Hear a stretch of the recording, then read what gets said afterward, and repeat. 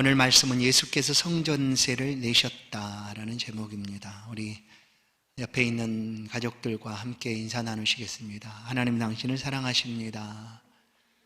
네.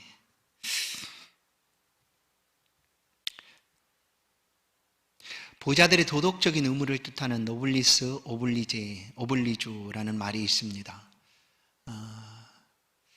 부자는 그냥 부자가 아니라 부자들이 책임져야 할 그런 사회적 책임이 있다라는 것이죠. 오늘날은 개천에서 용났다 하는 시대가 아니다라고 말합니다. 부자가 또 부자가 되고 부자의 자녀들이 또 부자가 되고 그런 시대가 바로 오늘 시대입니다. 열심히 노력하고 공부해서 좋은 자리를 얻는 것, 누가 뭐라고 하는 것이 아닙니다.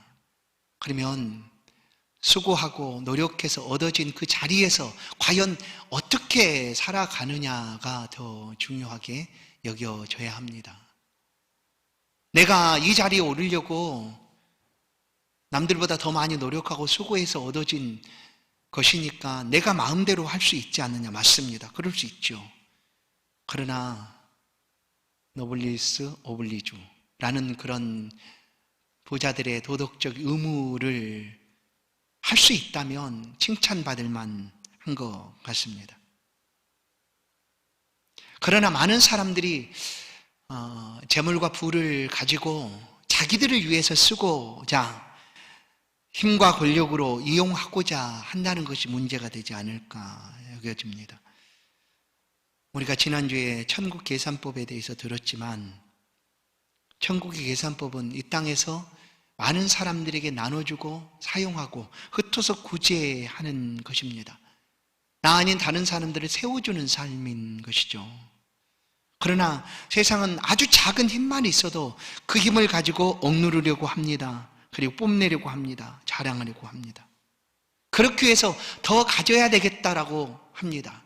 그렇게 하기 위해서 더 좋은 자리에 앉아야 되겠다라고 말합니다.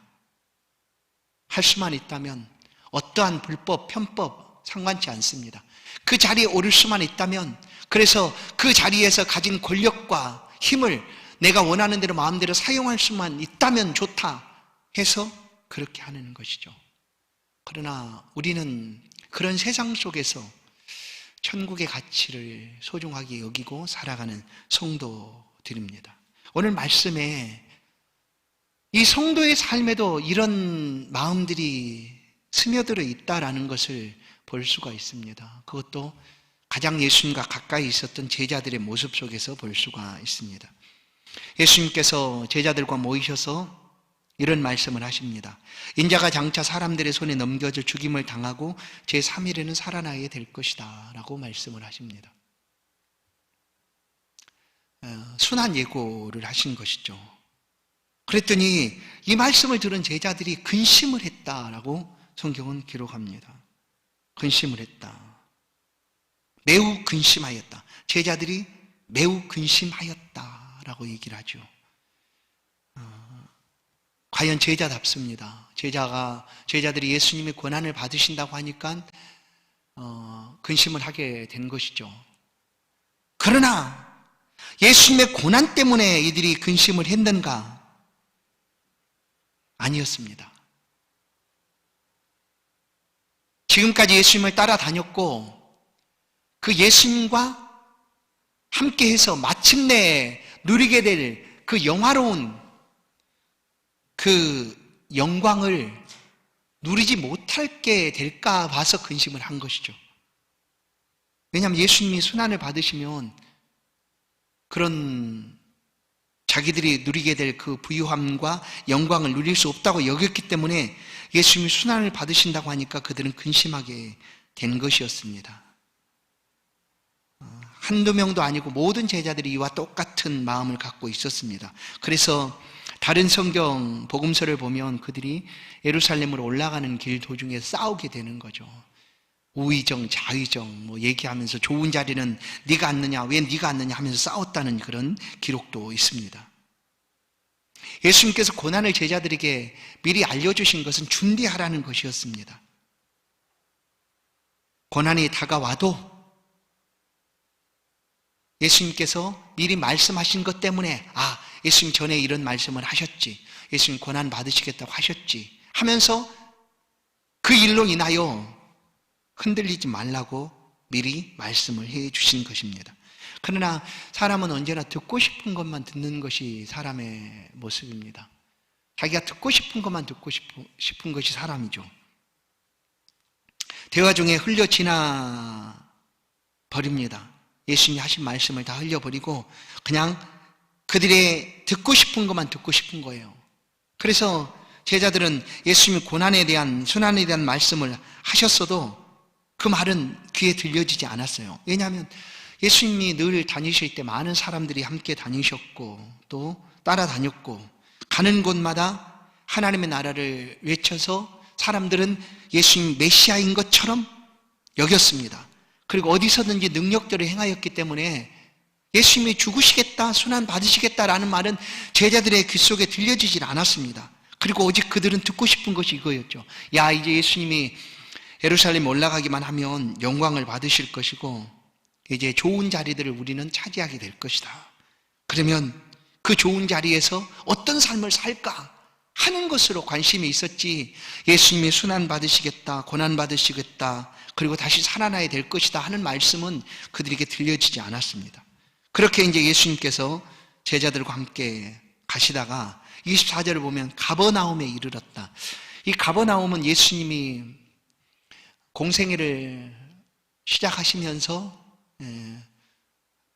사셨던 곳이 바로 가버나움이었습니다. 이 가버나움에 이르니까 반세계를 받는 자들이 베드로에게 나와서 왜 너희 선생은 반세계를 내지 않느냐라고 묻습니다. 그러니까 이 반세계라는 것은 곧 성전세였습니다. 성전세.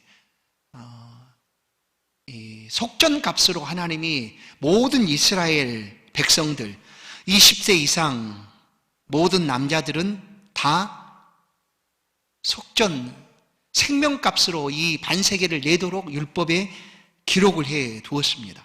출애굽기 30장 11절부터 16절 말씀입니다. 내가 이스라엘 자손의 수요를 조사할 때 조사받은 각 사람은 그들을 계수할 때 자기의 생명의 속전을 여호와께 드릴지니 이는 그것을 계수할 때 그들 중에 질병이 없게 하려 함이라. 무릇 계수 중에 드는 자마다 성소의 세겔로 반세겔을 낼지니 한 세겔은 20게라라. 그 반세겔을 여호와께 드리며 계수 중에 드는 모든 자 곧 20살 이상 된 자가 여호와께 드리되 너희의 생명을 대속하기 위하여 여호와께 드릴 때에 부자라고 반세겔에서 더 내지 말고 가난한 자라고 덜 내지 말지며 너는 이스라엘 자손에게서 속전을 취하여 회막 봉사에 쓰라. 이것이 여호와 앞에서 이스라엘 자손의 기념이 되어서 너희의 생명을 대속하리라. 그러니까 단 한 사람도 이 성전세를 내지 않을 수 없었습니다. 부자라고 해서 나는 부자니까 더 많이 내겠다, 그것도 안 됩니다. 딱 정해진 반세겔이었습니다. 가난한 사람도 나는 너무나 없으니까 못 내겠습니다. 그렇게 할 수 없습니다. 똑같이 반세겔을 성전세로 내야 했습니다. 이것은 바로 그들의 생명의 값이었습니다. 그래서 하나님께서는 이스라엘 모든 남자 20세 이상 남자에게 이 성전세를 내도록 율법에 말씀하신 것입니다. 이 반세겔은 한 세겔의 무게가 은으로 약 11.7g 정도 되었습니다. 그러니까 반세겔 하면 약 5.7g 정도 되겠죠. 근데 그 그리스 동전, 헬라 동전이 드라크마라는 게 있었습니다. 은으로 만들어진 동전이었죠. 그리고 로마 동전은 데나리온이라는 것이 있었습니다. 그래서 이 반세겔은 가치로 따지면 그리스 동전 드라크마, 한 드라크마와 같고 로마의 한 데나리온과 같았습니다. 이 한 데나리온의 값은 당시에 성인 남자의 하루 품삯 정도 되었다라고 이렇게 알 수가 있습니다. 그것이 성전세였습니다. 이스라엘 모든 남자들이 내야 되는 성전세였습니다. 그런데 가버나움에서 이 성전세를 받는 사람들이 베드로에게 왜 너의 선생은, 예수님은 성전세를 내지 않느냐라고 묻고 있는 것이죠. 그래서 베드로가 이 이야기를 하게 됩니다. 그랬더니 예수님께서 25절을 보시면 시몬아 내 생각은 어떠하냐? 세상 임금이 누구에게 관세와 국세를 받느냐? 자기 아들에게냐? 타인에게냐? 라고 묻습니다. 그래서 베드로가 아니 당연히 국세를 타인에게 받지요 라고 말했습니다. 그러면 예수님의 성전세를 내야 된다는 것은 무슨 의미냐 하면은 타인이라는 거죠. 예수님도 똑같은 타인. 그러니까 당신도 내야 된다라는 것인데, 사실 성경을 통해 예수님은 어떤 분이신가? 성전보다 크시다라고 분명하게 말씀을 합니다. 마태복음 12장 6절 내가 너희에게 이르노니 성전보다 더 큰 이가 여기 있느니라 라고 얘기하죠. 성전보다 더 큰 이가 있다. 그가 바로 예수 그리스도였습니다. 그것이 바로 성전의 주인이시고 성전을 만드실 때 역사하시고 계신 예수 그리스도. 굳이 성전세를 주인이시기 때문에 내실 필요가 없는 분이셨습니다. 그런데도 예수님께 성전세를 내라고 할 때 예수님은 그 성전세를 내시게 됩니다. 왜 그랬을까? 아니 내가 주인이니까 얼마든지 주인 행사를 할 수 있지 않습니까? 주인의 권리를 주장할 수도 있고, 예? 우리가 서두에 말씀드린 대로 높은 자리에 앉으면 그 높은 자리에 가진 권리를 얼마든지 행사할 수 있습니다. 그러나 그것을 자기 마음대로 자기 이익을 위해서 수단으로 삼고 사용한다면 노블리스 오블리주의에 맞지 않는다는 거죠. 예수님은 자기가 가진 특권을 사용하시지 않으셨습니다. 한 번은 요단강에 세례 받으시러 예수님께서 세례 요한 앞으로 갔습니다. 왜냐하면 온 유대 사람들이 세례 요한에게 세례를 다 받았으니까. 그리고 예수님께서 세례 요한 앞에 가자 세례 요한이 깜짝 놀라서 안 됩니다 하고 손살이 칩니다. 내가 당신에게 세례를 받아야 마땅한데 어찌하여 나에게 오십니까? 그때 예수님께서 아니다 하고 세례를 받으셨습니다. 이런 모든 특권들을 예수님께서는 사용하지 않으셨다는 거예요. 우리말로 하면 얼마든지 이 땅에서 사람들이 사용하는 것처럼 그 특권들이 마음대로 사용할 수도 있지만 예수님은 그 모든 특권 행사를 전혀 하지 않으셨습니다. 그리고 오히려 굶주리고 연약하고 병들고 아픈 사람들의 친구가 되어서 그들과 함께 해 주셨습니다. 여러분, 우리가 이 땅을 살아가면서 믿음의 특권을 지금 사용해야 되겠지만 때로는 그 특권을 내려놓을 때도 내려놓아야 될 시간도 필요합니다. 우리가 사용해야 될 믿음의 특권은 이겁니다. 하나님은 나의 아버지시다 하는 담대함인 거죠. 그것을 사용하는 거예요. 그러나 내려놓을 때는 언제냐? 하나님을 믿는다는 이유 때문에 손해를 보는 시간이죠. 그때는 내가 특권을 내려놓고 있는 시간입니다. 이 땅에서는 이것이 반복될 수 있습니다. 내가 하나님을 믿고 하나님과 함께 더불어 이 땅의 삶을 살아가지만 아무도 우리가 가진 특권을 인정해 주지도 않고 그렇게 높여주지도 않을지라도 우리는 이 땅에서 믿음의 특권을 가지고 살아갑니다. 때로는 사용하기도 하고 때로는 내려놓기도 합니다. 그러나 장차 우리 모두가 이 믿음의 특권을 아주 마음껏 사용할 때가 있습니다. 그것은 하나님께서 우리를 위하여 예비해 주신 천국에서입니다. 영생의 삶을 살아가는 그때에는 우리가 가진 이 특권을 마음껏 사용하게 될 것입니다. 하나님의 자녀로 왕노릇하게 될 때입니다. 그러나 아직은 이 땅에서는 그 특권을 때로는 내려놓아야 할 때가 있다는 거죠. 더 많이 섬겨줘야 되고 더 많이 붙들어줘야 되고 더 많이 나눠줘야 되는 그런 시간들이 우리 가운데 필요합니다. 예수님께서는 성전세를 굳이 내실 필요가 없으신 분이셨습니다. 그러나 오해하지 않도록 또 하나님의 나라의 질서를 위하여 성전세를 내십니다. 그 모습이 우리에게 보여지고 있는 것이죠. 이제 성전세를 내라 하자 예수님께서는 이 성전세를 내는 방법이 아주 특이합니다. 당시에 그 돈깨를 맡았던 제자는 가룟 유다라고 알려져 있습니다. 가룟 유다에게 지극히 합당하게 성전세를 내야 되니까 그 그 회계 장부에서 나와 너희들의 성전세를 내라라고 말할 수도 있었습니다. 그런데 예수님께서 그렇게 하지 않으시고 아주 특별한 방법을 사용하십니다.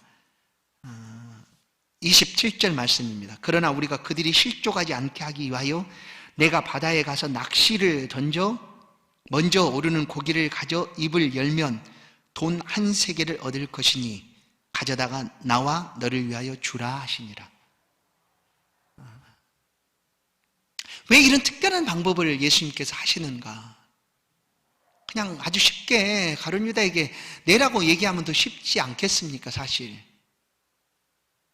그런데 예수님께서 이 특별한 방법을 말씀하신 이유가 있습니다. 예수님은 자기가 누려야 될 모든 특권을 다 내려놓고 이 땅에 오신 분이십니다. 온 우주의 만물의 창조자시고 주인이신데 자기가 만든 피조물의 모습으로 이 땅에 오신 분이시죠. 그리고 섬김을 받아야 마땅한데도 섬겨주러 이 땅에 오신 분이셨습니다. 성전세를 안 내도 마땅하신 분이신데 굳이 내야 한다고 할 때에 내가 왜 안 내도 되는 사람인가를 보여주시는 거죠. 그래서 이 특별한 방법이 오늘 등장하게 됩니다. 베드로에게 예수님께서 바다로 가서 낚시를 하라라고 얘기합니다. 그리고 그 잡은 고기에 입을 열어보면 거기에 한 세겔이 있을 것이다 라고 얘기하는 거예요. 이거를 누가 할 수가 있습니까? 이게 이제 주작이라고 하죠. 뭐 방송을 하다 보면 뭐 일부러 조작해가지고 이런 것처럼 하는 그런 주작 방송이 있는데 과연 이때 베드로가 그 시간에 가서 낚시를 던지면 잡힐 고기, 아니 낚싯줄에 한 세겔을 입에 넣은 물고기를 가져다가 딱 꿰가지고 올리도록 해라. 뭐 이렇게 했을까요? 할 수가 없는 거죠. 말씀한 그대로 베드로가 나가서 고기를 낚습니다. 첫 번째 낚은 고기 입을 열어보니까 말씀한 대로 고기가 한 세겔을 가지고 있는 거예요. 그래서 예수님께서 그 한 세겔을 가지고 베드로와 예수님의 성전세를 냈다라는 것입니다. 이거 뭡니까? 예수님이 어떤 분이신가를 또다시 보여주시는 모습이죠. 예수님 성전세가 필요치 않으신 분이십니다. 그분이 생명의 주인이시거든요. 이 성전세는 생명의 속전으로 내가 생명을 속함받았으니까 그 값으로 내도록 하는 것이었어요. 단 한 사람도 예외 없이 모두 다 똑같은 값으로 내도록 하신 거예요. 그런데 예수님께서는 그걸 내실 필요가 없는 분이셨어요. 생명의 주인이셨어요. 우리에게 생명을 주시는 분이신데 성전세를 내시는 이유는 오해하지 않도록, 그리고 그 내시는 방법을 통하여 내가 누구인가를 정확하게 우리 가운데 말씀을 해 주시고 있는 것입니다. 성도 여러분, 예수님은 그렇게 주님께서 가지셔야 될 모든 특권을 다 내려놓고 이 땅에 오셨습니다. 그래서 하늘 보좌를 버리시고 왔다, 뭐 이런 표현을 쓰기도 하지 않습니까? 그렇죠. 그게 딱 맞습니다. 아버지 아들로서의 모든 특권을 다 내려놓으시고 죄인 중에 가장 악한 죄인처럼 이 땅에 오셔서 인류의 모든 죄를 다 짊어지시고 우리의 생명을 속해 주신 분이셨습니다. 그렇게 자기 가진 특권을 내려놓으시고 우리에게 똑같이 섬겨주시고 우리에게 행해 주셨습니다. 오늘 이 말씀을 듣는 저와 여러분, 우리가 이 땅을 살아가면서 가진 특권이 분명히 있을 수 있습니다. 또 열심히 일하고 좋은 자리에 앉아서 또 하나님 주신 은혜와 복을 누리며 살아갈 수도 있습니다. 그때에 그것 가지고 어떻게 살아가야 될 것인가 하는 거죠. 마음껏 원한 대로 살아도 누가 뭐라고 할 수가 없습니다. 왜냐하면 그렇게 수고해서 얻어진 것들이라고 여겨지니까. 그러나 하나님께서 우리 가운데 주신 것들은 너를 위하여 그 특권을 마음껏 행사하고 살라는 것이 아니라 그것 가지고 조그만 힘이 있으면 그 힘을 가지고 섬겨주고 나누고 천국의 계산을 따라 살아가라는 것입니다. 오늘 우리 가운데 이런 특권이 있다면 잠깐 앞으로 마음껏 누리게 될 그날을 위해서 내려놓으시고 이 땅의 삶을 통하여서는 주님께서 보여주신 그것처럼 다른 사람들을 위하여 또 세워주고 섬겨주는 그런 복된 삶을 살아가기를 주의 이름으로 축원합니다. 하나님 감사합니다. 우리 하나님의 자녀 삼아주시니 감사합니다. 세상의 어떤 것보다 이것이 더욱 큰 특권인 것을 우리가 믿습니다. 이 믿음의 삶을, 자녀로서의 삶을 살아가는 동안 우리 가운데 누리게 될 많은 특권들이 있다 할지라도 그것을 우리 자신을 위함보다 다른 사람을 세워주고 높여주고 이 땅에 하나님 나라와 그리스도의 영광을 높이는 일에 우리가 사용할 수 있도록 은혜 베풀어 주옵소서. 생명의 주인이신 주께서 성전세를 내심처럼 우리에게 생명의 속전으로 내게 하신 성전세, 우리가 아낌없이 주님을 위하여 드릴 수 있도록 또 사용할 수 있도록 은혜 베풀어 주옵소서. 예수 그리스도의 이름으로 기도하옵나이다. 아멘. 찬송 303장입니다.